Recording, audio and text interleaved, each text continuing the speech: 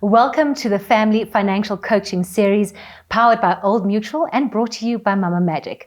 I'm Kim Jansen, professional copywriter, MC, and presenter. I'm an entrepreneur, but I'm also a mum.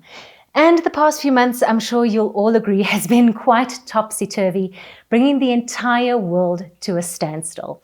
And many of us, I'm quite sure, re-evaluating the way we live our lives. Now, Old Mutual understands, especially at a time like this, that when it comes to your family and their needs, you need cover that is unique to you, which is why they have a dedicated team of experts ready to guide you. And who better to kick us off tonight than the Old Mutual financial expert joining us, Priya Naicker. Welcome, Priya. It's so good to have you with us. Thank you, Kim. Thank you for having me. You're welcome. And of course, we've got two faces that many of you will be familiar with. They are entrepreneurs themselves and parenting bloggers. We've got, from the Mother City, Terence dialing in, and he is the founder of the well-known Afro Daddy blog site. Terence has founded his blog site particularly as a space for dads where they can come together and connect and discuss the duality of parenting. And then joining us as well, we've got Potso Mpandawana. She is the founder of Inspired Fitness. And of course, on those social media streets, she is fondly known as Fitness Panda. We're so excited to hear from you guys in a short while.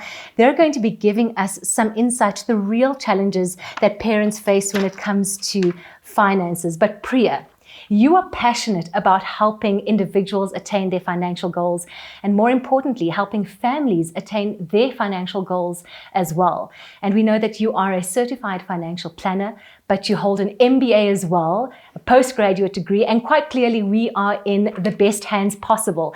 So I think we should get stuck into it. And the first question I want to ask you is, and I know it's not just me, why is it such a big deal for us to broach the topic of finances when it comes to our partners? Yeah, it's a great question. I think when it comes to money, Kim, as we all know, it's usually a proxy for so much more than simply this number, this income number or what we have in our bank accounts. Most often we feel like it defines our success.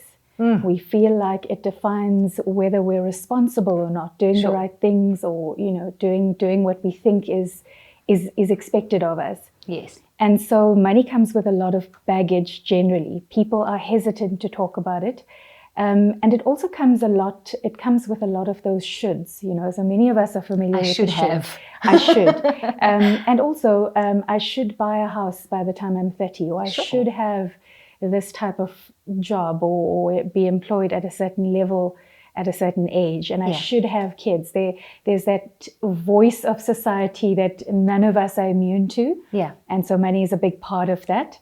And it's understandable then that people are hesitant to speak openly about money because it's merely a symptom.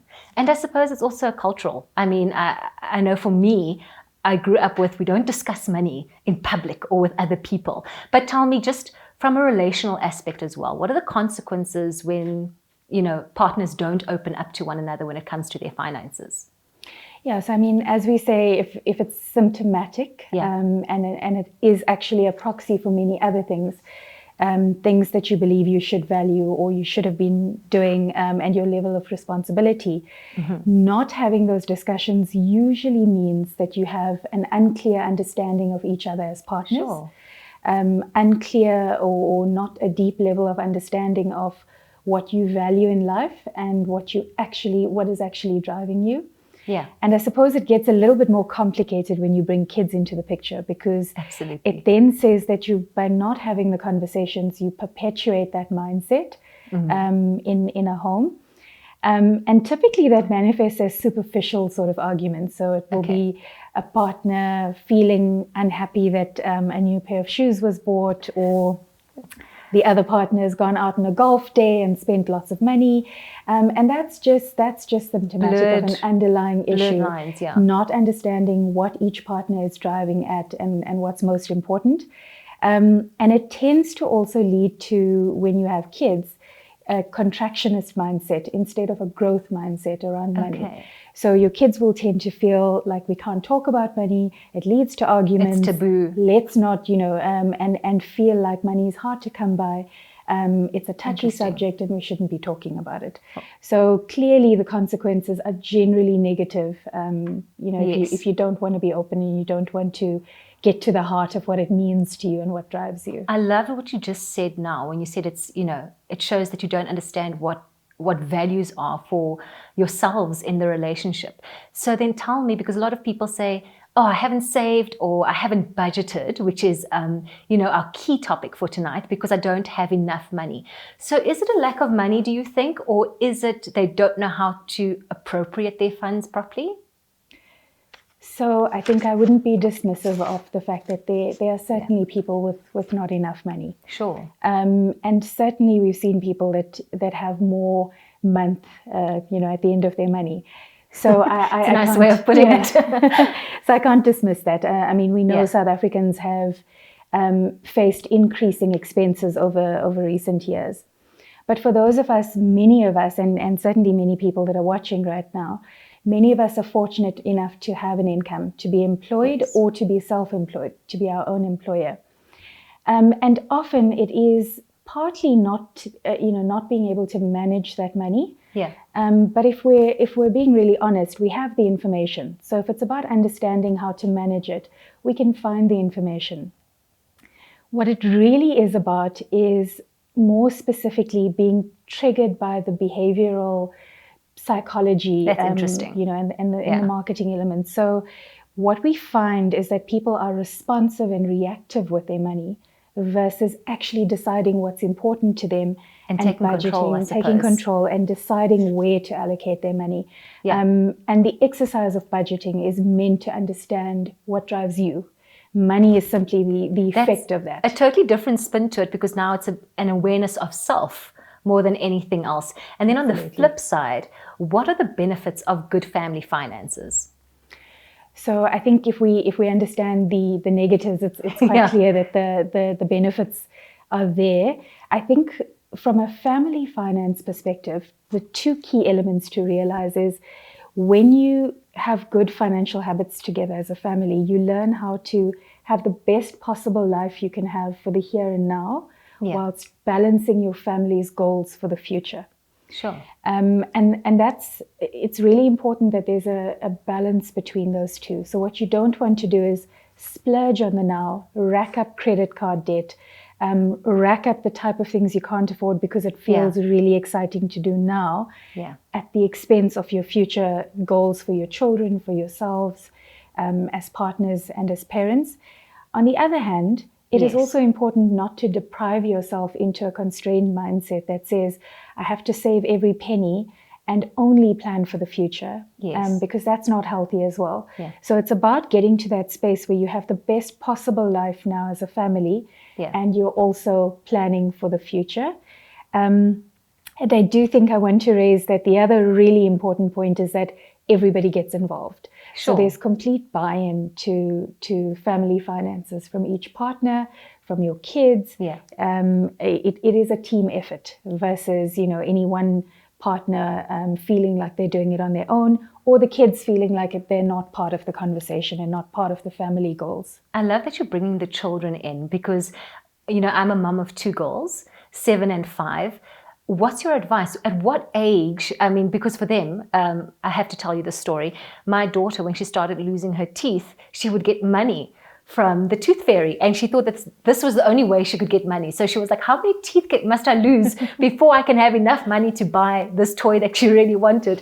And then I realized, okay, maybe I should try talking to her, my husband, I decided about ways to earn money.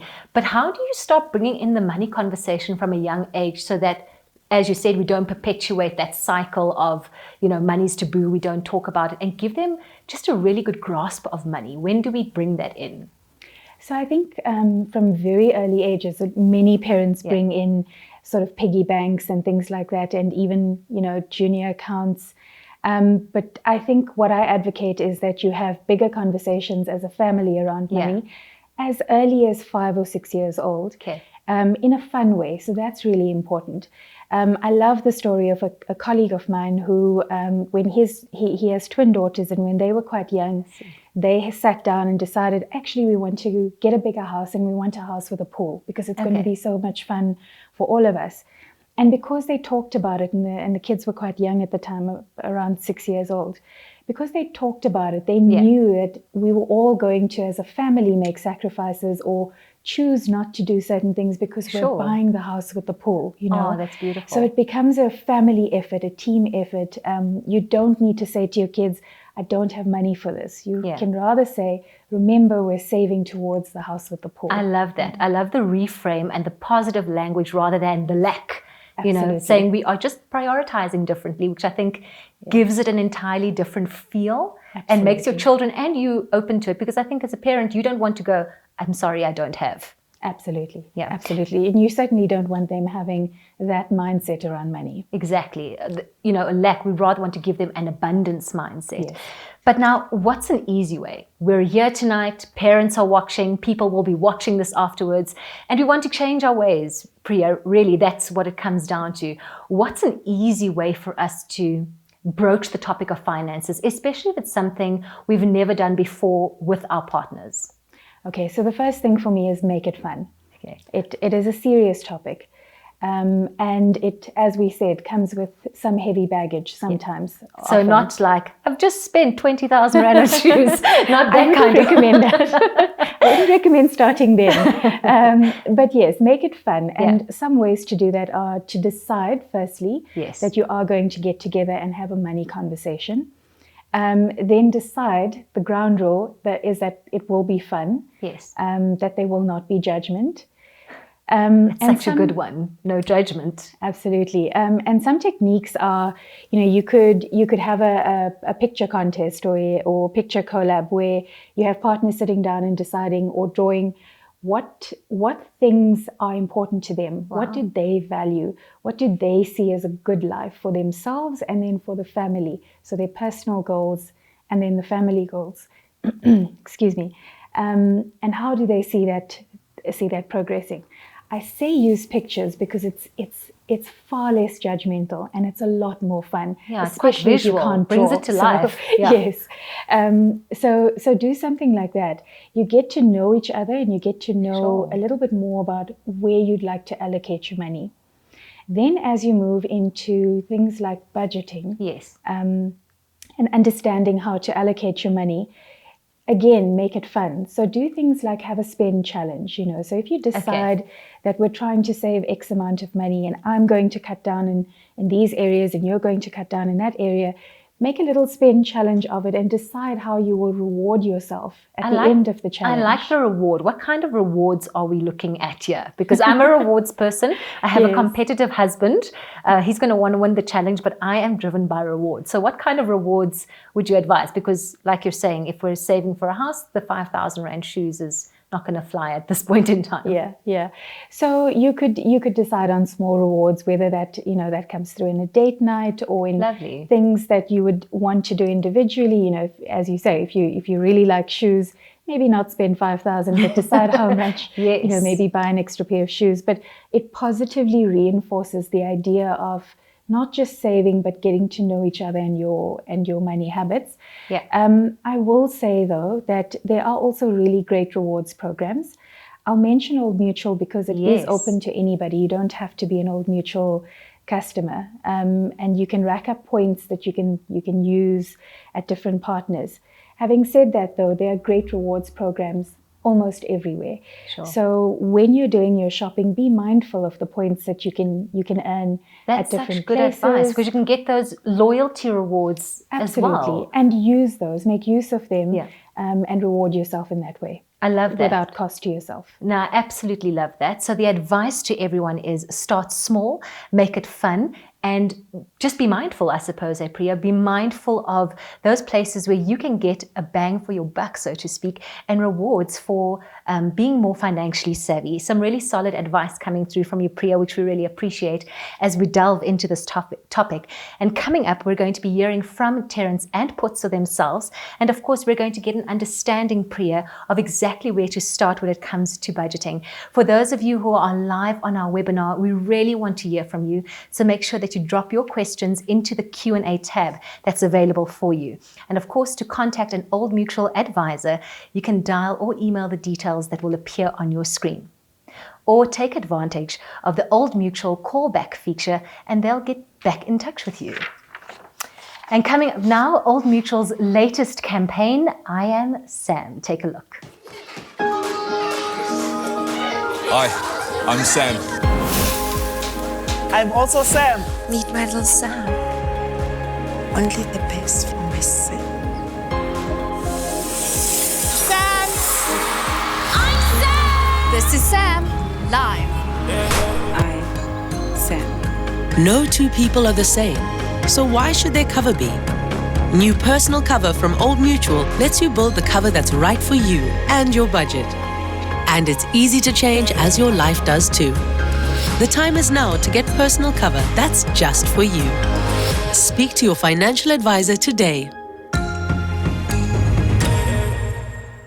To all our webinar parents, we want to bring you in on the conversation. We want to hear from you. So we have a poll to get you started. You can choose A, B, or C as your responses. We'll leave the poll open for just 2 minutes. And your question is, what do you believe your most valuable asset to be? Is it A, your home, B, your investments that you've made, if you have any, or C, you and your ability to earn an income? So remember, get those questions in A, B, or C, and Priya will find out shortly what our viewers at home are thinking. But we're back to discuss family finances, powered by Old Mutual and brought to you by MamaMagic. We've got Priya in studio with us, and we're going to be discussing budgeting in particular. But I'm going to cross over now. We'll be hearing from Terence, also known as Afro Daddy, for the first time. Terence, can you remember at the beginning of your relationship, what was it like dealing with finances before? I suppose you're a bit more comfortable now, but what was it like at the outset? Oh man, you're making me think way back into time. When we got married and we obviously moved in together, we were quite young, early 20s, very naive. We had this real white picket fence idea of what our life was going to be like. And we got married just after the financial crash in 2008, just after that. And that was when we got married. Yeah, well, so you would know that, things were a little bit tighter than it may have been for our parents.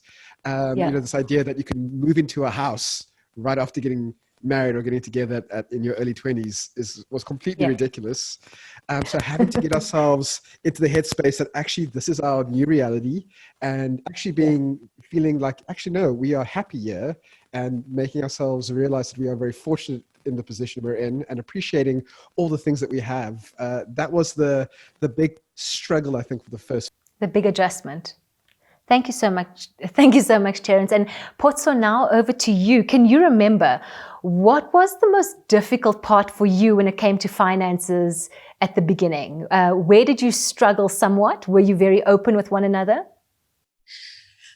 So when we got married, my husband had a butchery and I wasn't working. Wow. So, and we were not really earning much from the butchery. So I remember at some point I had to be the cashier at the butchery so that,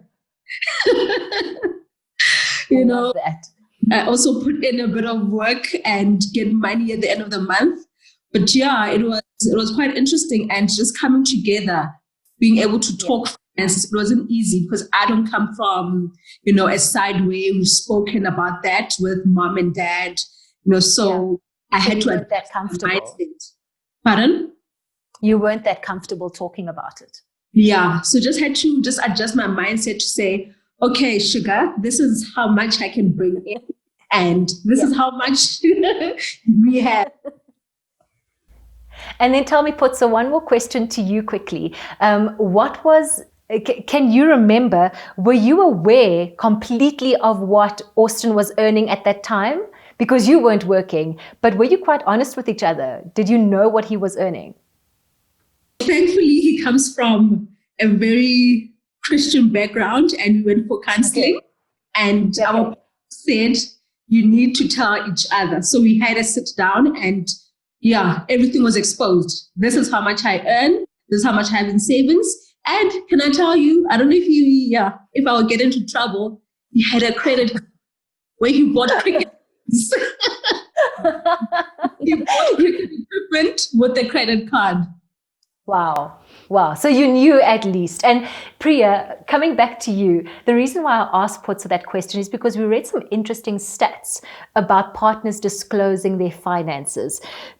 In your experience, do partners easily disclose their finances to one another, their salaries? And if they do, are they 100% honest, do you think? So the short answer is no. Wow. by a large majority. Okay. So the research does suggest that people in general don't disclose completely what they earn with their partners. And sometimes, even more so in small businesses and things like that, because money fluctuates and income fluctuates. So the answer is not as much as one would hope or one would think. Yeah. Which obviously is concerning. And I think we spoke to earlier on the benefits of sharing. Yeah. I do think that whilst it's important to share the information, it's, as we said, important to get to the bottom of what's underlying that. Yeah. And to be able to have some level of transparency, even if not fully transparent. And I also think perhaps it could be, the angle of control. Like, I know how much I'm earning, so I am more in control. Do you think it could have something to do with that? So we spoke earlier on about judgment, and judgment is one of those pieces, because it is the, sometimes a spouse or a partner doesn't want to come across as materialistic or too focused on certain elements. Or a Scrooge. Absolutely, when they should be focused on others. But equally important is expectation. Okay. So you may find some partners that are earning quite well, feel quite comfortable, but feel that if they share fully, there will be a higher level of expectation in terms of what they're meant to do. And that expectation comes with pressure. I think we're also in a sandwich generation society. Sandwich generation? And sandwich generation meaning that many people are supporting their own nuclear families whilst also taking care of their parents. So sandwiched in terms of finances. They're kind of in the middle. They're in the middle, needing to care for your immediate family and then your parents who maybe haven't taken care of their retirement. So often we find that even partners that are doing quite well with their income and are financially stable are reluctant to share because they're worried about having to take on more of a load with their parents or their partner's parents. Wow. Being part of the sandwich generation. So there's that judgment and there's that expectation. Okay. And much of that can be overcome, of course, with dialogue. And you say the dialogue, and it's so important to openly communicate. But we also have the results from our poll back. And quite interestingly, Priya, it seems like 78%, it's going to come up on the screen now, 78% of the parents online seem to think that or they believe that them and their ability to earn an income is their most valuable asset. What do you make of that quite quickly? So I'm really excited because that's usually not an answer that we see. Oh, wow. So often people think that their homes are the most expensive asset and therefore the most valuable asset that they own, where in fact your income is your most valuable asset. Wow. Now that is not a conceptual or fluffy statement. Okay. If I'm going to give you an example, please. Someone who starts out earning in the region of 20,000 Rand a month when they start work, over their lifetime or over their working lives, even if they were to retire at the earliest possible age, legally that's 55 in terms of retirement age, and if their salaries increased only at inflation, not taking promotions or any other side hustles into account, really just conservatively talking about 20,000 Rand increasing your inflation, regular salary, you would likely earn in the region of 60 to 70 million rands over your lifetime. Wait. It is a difficult number to comprehend because most really? Absolutely. At just that most basic? At the most basic level. Wow. Now, if you consider someone who started off at a higher salary, or even someone who's had promotions and, if you're 30 years old earning 30,000 Rand a month, can you imagine if that grows at a higher rate, etc.? That pressure you're talking about, I'm suddenly feeling it now. Absolutely. And it's meant to understand. I use that example because when you say things like, I am important, I am valuable, my ability to earn an income is valuable, whilst that's true, we don't actually know how valuable, So when you That's understand it's millions and tens of millions, that's worth in today's value several million in your hands. Wow. And so it's very important that you start securing your income. Yes. I like to call it ensuring the hen that lays the golden egg. Because if you have the hen that lays a golden egg, the first thing you do is you insure the hen. In modern world, that's very true. Not in fairy tale times, but so the first thing you should do is secure your income. Make sure you have income protection. Make sure you've taken care of your family's lifeline, which is that income. That's very interesting. So now she's just given us a valuable or a value rather, and you understand just how valuable you really are. And before we go back to Terence and Potso, I wanted to ask you, this is a burning question for me as an entrepreneur. Should we be combining household income as partners? I don't think there's a blanket yes or no to that. Yeah. And I think most partners combine to some extent. So you combine your skills and your talents and your finances to some extent, even where a partner has chosen to stay home, to raise a family, and the other partner is employed in a business or self-employed, because you are still sharing, you're sharing skills and allowing for one person to bring in the income. On the other side of the coin, we have people that share absolutely everything and have a joint bank account and have complete shared finances. Yeah. And that's really great if you're able to have the level of transparency needed, and if you put in the work to understand each other and your motives. But I do want to say that there's also a middle ground. Okay. So you could absolutely have your own individual incomes, individual finances, and pull a portion of that money towards joint household expenses. Yeah. And we're finding lots of young couples that get married do something similar, where they have their separate bank accounts, separate incomes, but will have a single joint bank account where they both deposit money in, for household expenses, but also for shared goals, if it's trips or things they want to do together. And so you have some level of independence and some level of joint initiative as well. And I think that's really important, especially, we're adults. We know what to do with our finances. And at least we want to get to that point where we trust each other with our finances respectively. But I'm going to go back to Potso and Terence now. Potso, tell us, in your experience, what's it been like? Do you combine your income as a couple? So we do a little bit similar to what Priya said, where I've got my separate account, he's got his separate account, and we have a budget template, an Excel sheet that everything, we know what happens there. And so you're there already? Wow. So I know what goes off on my side, and I know what goes off on his side. And then when everything is done, then we come together and say, okay, he probably say he used to go play golf. And then I'm like, okay, cool. You know what's in the account, do that. And I can't go get my hair or nails done. But whatever I need to do, then I sort it out on my account. But so separate accounts. And I love that because, like you said, you don't want to ask for permission necessarily, because you are an adult, you are responsible. At least we hope we are. And it's now just finding that middle ground, which I love. And Terence, over to you, sir. Tell me something, Afro Daddy. Do you have a household budget? I'm going to say yes, but in the exact same way that Potso has her family budget as well, where we know what has to be paid for, we know what bills are coming in, and we each have our own responsibilities. But we are very aware of what we're bringing in combined and what's going out combined, and we know where it's going. 85% of it, we know where it goes. 85% is quite a good one. Terence, I'm going to stay with you for a second. How did you get to the point where you started budgeting together? I think it was very early on when we realized that we had these future goals of living in a larger property, of having children, of having maybe driving a slightly nicer car. And we realized that the only way we were going to get there was if we knew exactly how much money was coming in and we could cut the fat on the rest of the stuff. So where could we save? Where could we skimp? Where could we collect the extra rands to put away into savings the only way we would know that is by budgeting very strictly for a few years. That's such good advice coming through from Terence there, Priya.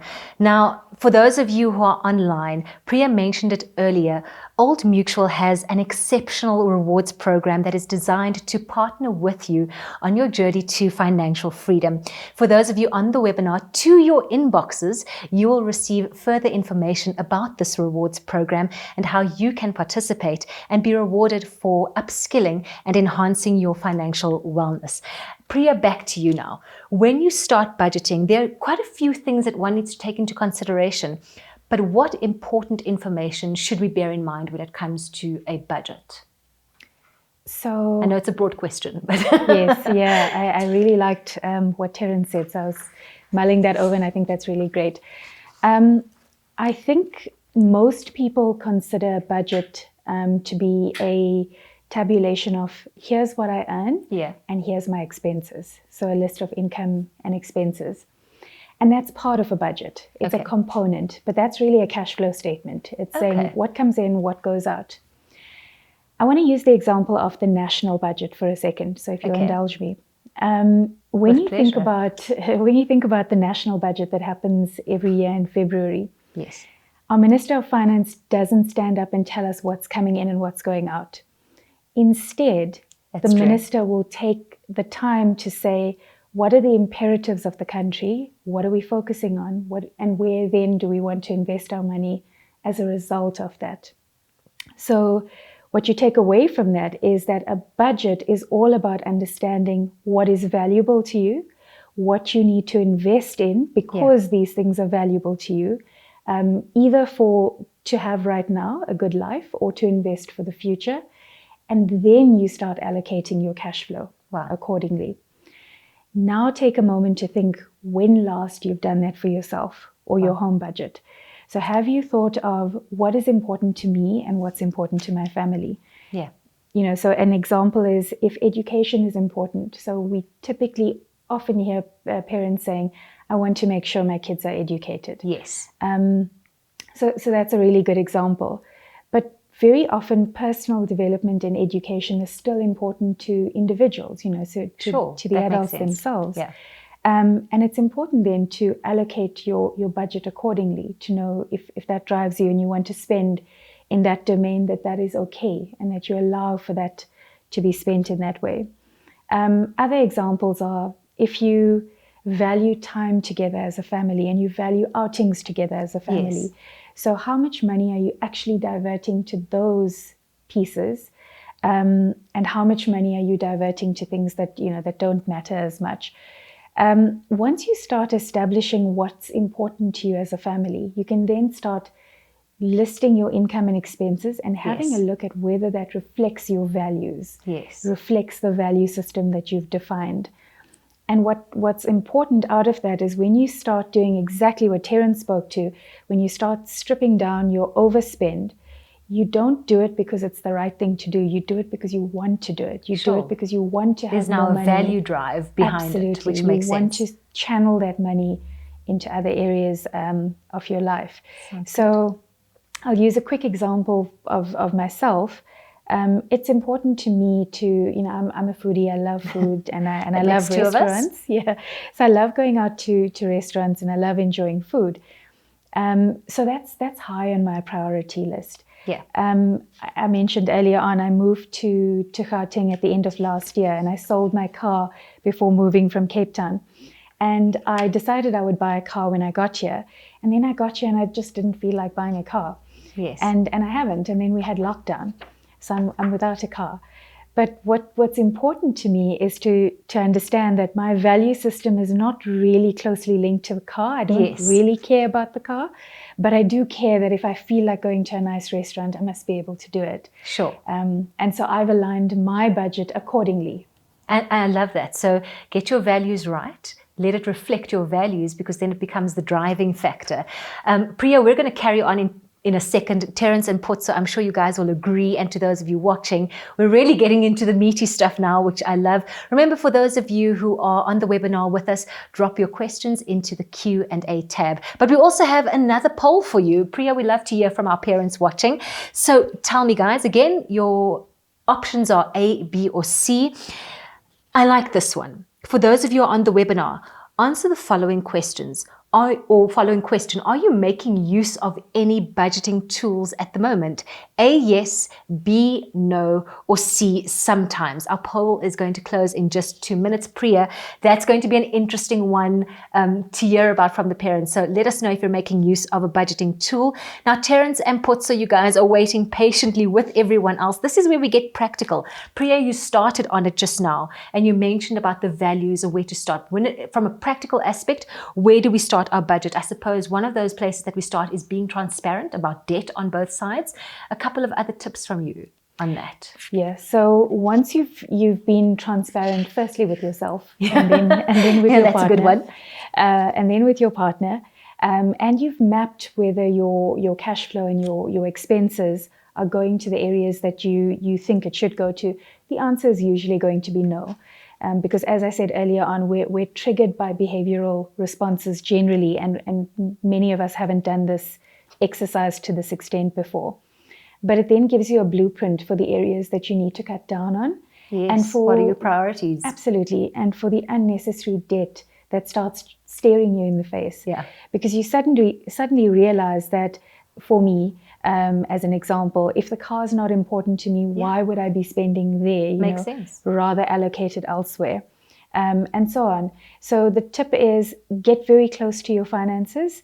Understand that it reflects your values or aim for that, and then take action on the things that you want to cut down on.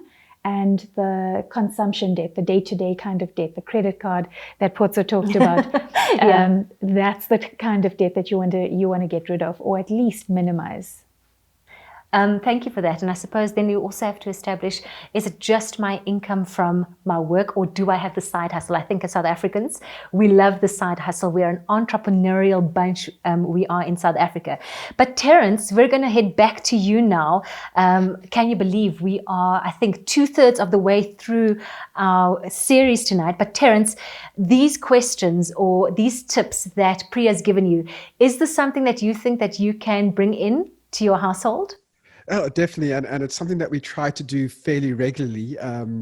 My wife is very good at this, though, with bringing the conversation into the home, even if I might be a bit like, no, I don't want to talk about it. But, having it done in a nice way, in a way that's comfortable for everyone is important. So for us, the big conversation right now is, how do we plan to give better? How do we save to give? How do we add that into our finances? Oh, that's beautiful.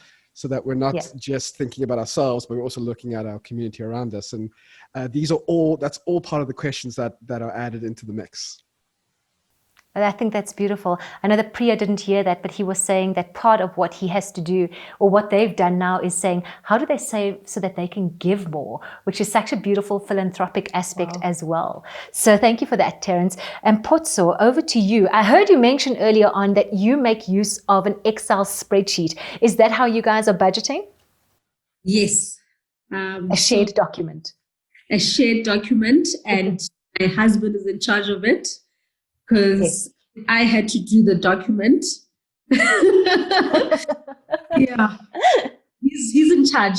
He's in charge of the budgeting in the house. He does it. And then we sit down and then, okay, this is, if anything has changed, we have a working document. But if maybe, for example, like now, we're saving up for new couches. So we sit down again and say, okay, let's distribute, let's do this. The values, the priorities. But it's it's a standard document that he's in charge of, and then just emails it to me when needed. I love that. I love that you guys email each other the document. Priya, I have a ton of other questions, but like I said, we've already gotten through so much already. So I'm going to skip a few questions and ask you, Priya, is there any type of budgeting tool that you would recommend to the parents who are watching? So speaking to Potso and maybe Austin a little bit more, I love spreadsheets as well. But if like me, you are really not one for admin, and you find it to be admin intensive to kind of list your expenses and your different income, especially if you're an entrepreneur. Yes. There's a great tool that Old Mutual has called 24/7. Yeah. It's web-based or app-based. What's really nice about that is it tracks your spending. It's a completely secure app. It has a look at your spending patterns and then automatically categorizes it for you. That's amazing. So it will tell you in sometimes scary ways where you prefer to spend your money, at which retailers, on what categories, on groceries, entertainment, fuel, etc. So you don't need to do the work of categorizing, but you get to do the exciting part, setting goals for yourself, which you can do in the app, helping control your own spending, so you can set a spend limit. Those spend challenges we spoke about, they become a lot more fun. So it's a really great experience. I love that, Priya. And for those of you who are watching, have a look at your screens and check out 24/7 for yourselves. Here's how you can show your money who's boss with a little help from 24/7. You start by linking your accounts, which is safe and secure. The first thing you'll see is something you probably haven't been able to before. All your money stuff together. With your accounts, cards, investments, loans, and rewards all in one place, you can see all your transactions, balances, and your net value now and over time. Then, 24/7 automatically creates a personalized budget based on your actual spending. It sorts your transactions for you, so you know exactly where your money goes. You can see what you usually spend, plan to spend, have already spent, and have left to spend. That helps our customers make changes that save them hundreds or thousands almost immediately and every month. You can also invest that extra money tax-free at low cost and in minutes because it's 100% online. In fact, one customer invested while he was stuck in traffic. Then there are nudges, personalized hints and insights that show you things you didn't know about your money to help you use it better and better and better. Welcome back, everyone. We are into our final segment for tonight's show. Priya, we've got those results back, and you would have just seen 24/7 is a great tool for you guys to use to start budgeting. But we have those poll results back. It seems like 34% do make use of a budgeting tool, 41% do not. We're going to flight those results on screen. So 41% of us can make use of 24/7. Priya, does that deviate from what you know to be true in your experience? I think it's quite close to what we see. I usually see more people saying that they don't use a budgeting tool. Yeah. Although sometimes does resonate because a lot of people will play around with different tools but not do it consistently. Yeah. I suppose that's why having an app do it for you is will quite help helpful. with that consistency. Absolutely. And to our registered webinar attendees, it's your turn to have your questions answered. Terence and Potso, we're going to head over to you. I know that some of your followers also had questions for you. So fire away. Terence, let's start with you and your first question from one of your followers that you'd like to direct to Priya, please. Sure. I just got a message from my wife saying that she's downloading that app right now, the 24/7 app. Fantastic. So one of the questions that came from my followers was, can one take out an income protector if they are an entrepreneur? Yeah, really good question. You absolutely can take out income protection. Okay. So as we spoke about earlier, the difference with an entrepreneur is that your income is generally not... It fluctuates. Yes, it fluctuates. It's not at a fixed amount. And what you can do then is just be prepared that you'll have to submit a longer trail of income. Okay. So probably looking at about 12 to 24 months worth of income so that the insurer can have a look at what your average is and give you security around protecting your income for that average. Well, that's fantastic for all us entrepreneurs, that question. Thank you so much for that, Priya. And now, Potso, we've got a question from one of your followers. Please fire away. Yes. It says, is there a cost to having a financial advisor? Did you get that? I did get that. Thank you. Very savvy questions, I must say. So well done to the viewers. So the most common method of financial advisor payment or remuneration is through commission. Yes. And that means that an advisor is incentivized or earns commission when they've helped you by putting a solution in place. However, the advisor has to go through what we call a needs analysis, understanding what your needs are, understanding what your goals are, and pulling through the right solutions and recommending the right solutions for you. There is generally no charge for that. And that's quite important to know, because most people feel that you have to be wealthy in order to have a financial advisor. Yes. And that's absolutely not true. Everybody can benefit from one. I love that. But there are also other options where if you'd prefer to have an advisor and to pay them a fee, and not let any of the interaction be based on whether you choose to take out a plan or a solution, you can pay a fee if it is something you choose to do. Okay, fantastic. Terence and Potso, I'm going to ask for one more quick question from each of you, and then I've got another question that's been coming in from our Q&As. Terence, let's head over to you. One more quick question from you. Sure, one quick question. What are the advantages of setting up a trust for your family? Okay, I'm more and more impressed by the question. So, seems like quite a financially savvy group, which is quite great. Yeah, so I'm also impressed by the poll answers, so that's really great. So a trust is usually put in place for several reasons, but two of the big ones are you would have a family trust where you're trying to separate the identity or set up a legal entity that is separate from usually a business or your personal entity.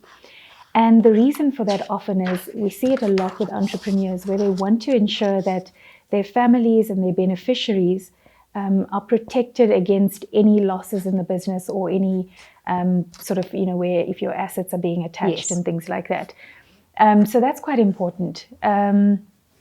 Most entrepreneurs do separate their business from themselves.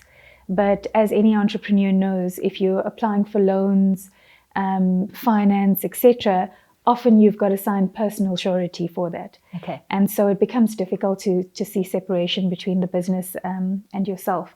And a trust is a mechanism for protecting your family.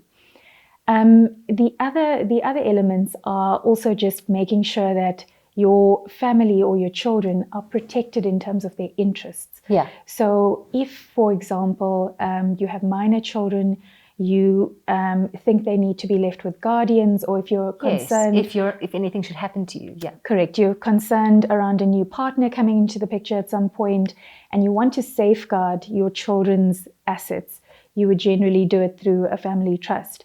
I will say, though, that it is very important to understand the relationship between trust and founder, because a trustee has a fiduciary duty to the dependents and to the trust itself.